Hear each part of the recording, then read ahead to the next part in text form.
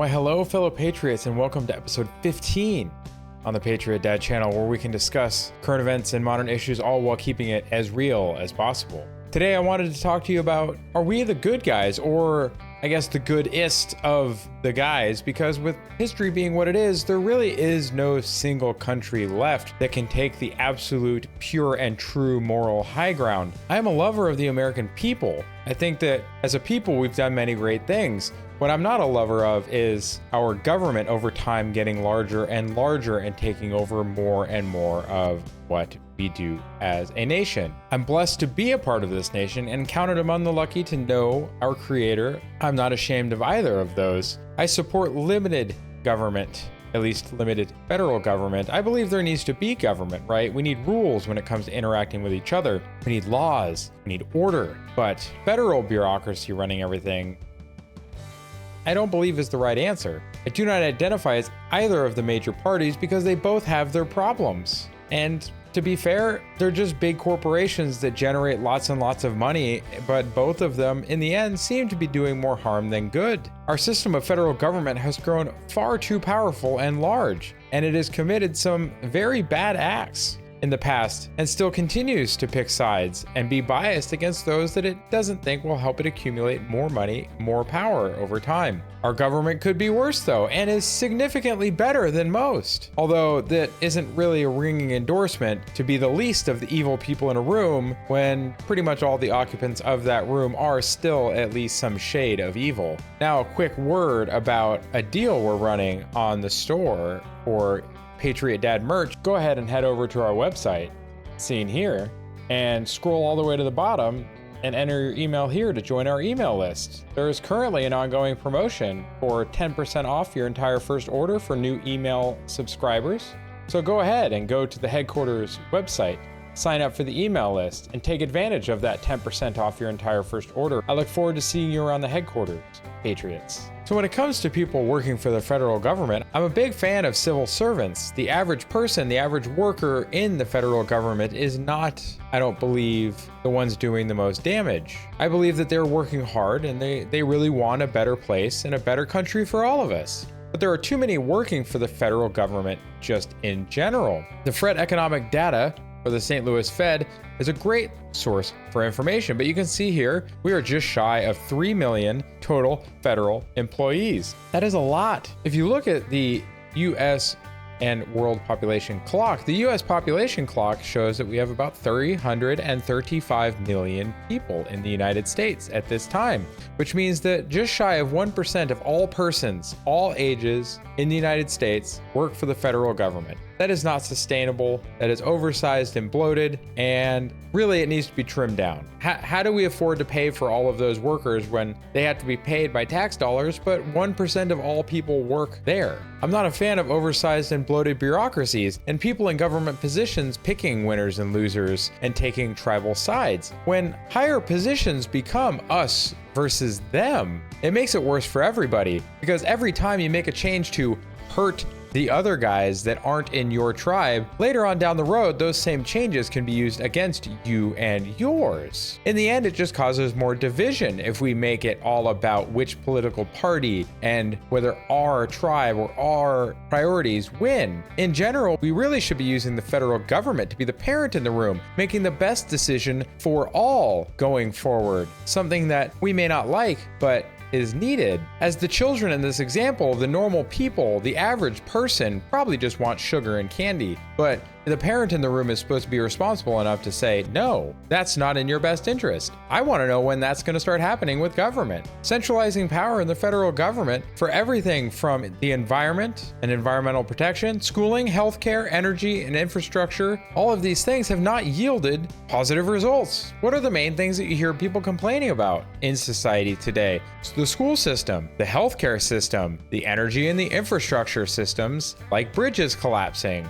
power lines and power stations failing, substations exploding, all of these things, they all share something in common. There is a regulatory body or a government agency that regulates or manages all of them.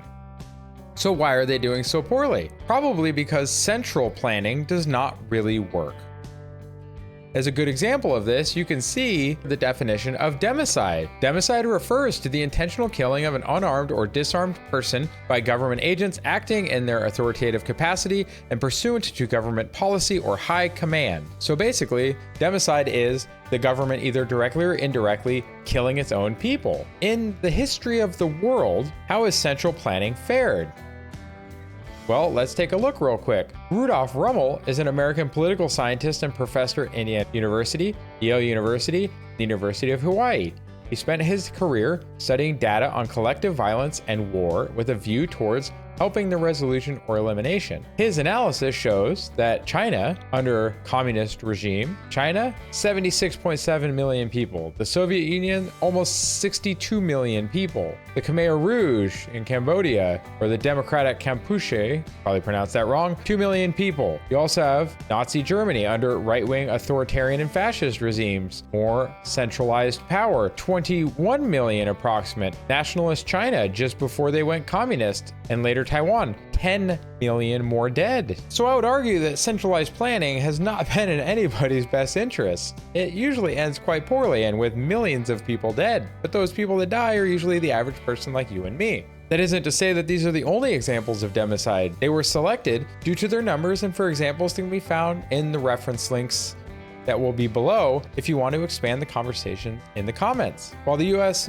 didn't make the prior lists, the US has had many instances where it has compromised its founding principles and experimented on its own citizens, supported foreign regimes at the expense of the American people, or by meddling in the affairs of other countries. We can quickly list a few, and I will put links to articles and resources for all of these in the reference links linked below. There was a sterilization and eugenics program in the United States in the early 20th century. We interred Japanese, American citizens, and non-citizens during World War II out of fear, and the Supreme Court upheld that decision. There was a syphilis study at Tuskegee in 1932 where they just decided to let African American males with syphilis suffer the effects of syphilis so they could study its progression while saying that they were giving them exams and treatment. We spent over 40 years meddling in Afghanistan between arming and funding the Mujahideen against Russia to then transitioning post 9/11 to our own 20-year war in Afghanistan before just retreating with our tail between our legs, leaving billions of dollars of equipment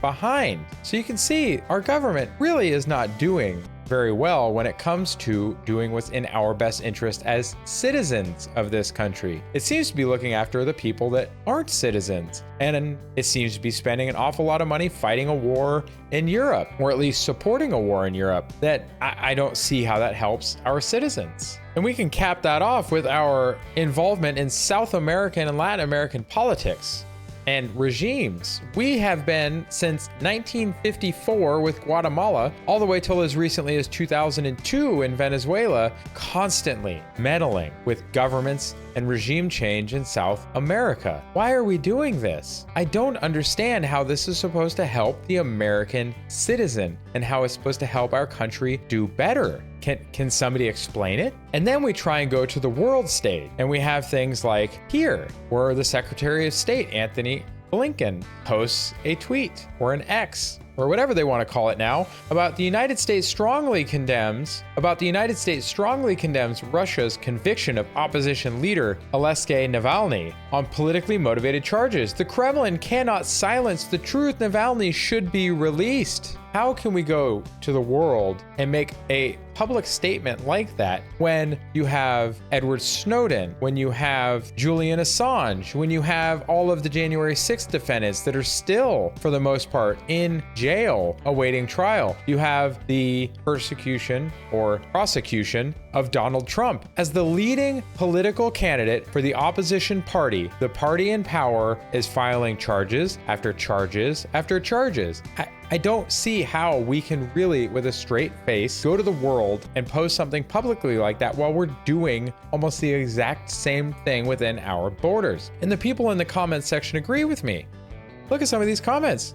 You're literally weaponizing the government to go after, silence, smear, and intimidate the leading political opponent. You're a complete joke. Well, this is awkward. Let that never happen, America. Oh, wait. You just condemned Julian Assange to unending years of torture and confinement. Assange's only crime was revealing US war crimes.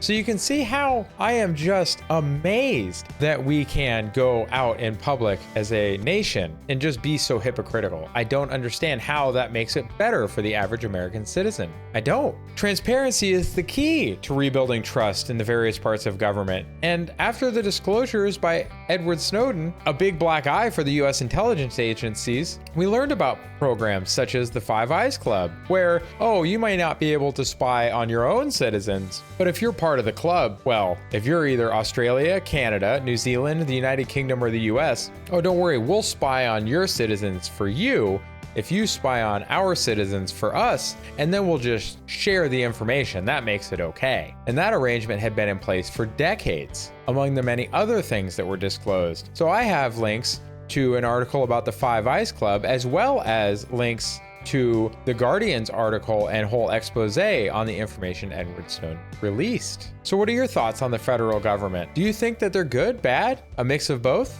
Do you think they should do more, less, or is it just right the way it is? You know, it's the Goldilocks problem, right? Feel free to comment below and join the discussion. And I have one more question for you. If you had to decide where the power really belongs in government, do you think that someone closer to you or somebody further away from you knows your issues and what you have to deal with personally and knows how you might solve them in a productive and positive way? Or another way to put that, does somebody in DC know how to solve your specific problem that you're having today? Or does somebody in your city, your county, or your state know better what your problems are and how they might be addressed? Just something to think about.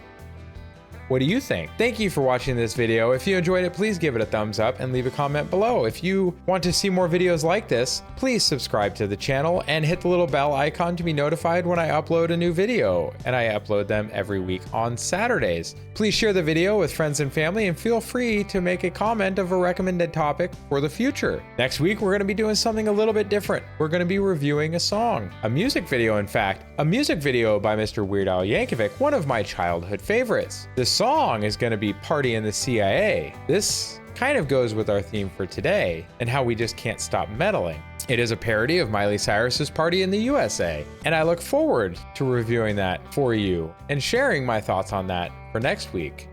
Take care, everyone. God bless, and bye for now. Go ahead and check out one of the links on the screen now to either subscribe to the channel and see the rest of the videos of the channel, or one of the carefully selected videos that you may wish to see that YouTube has used its algorithm to select for you.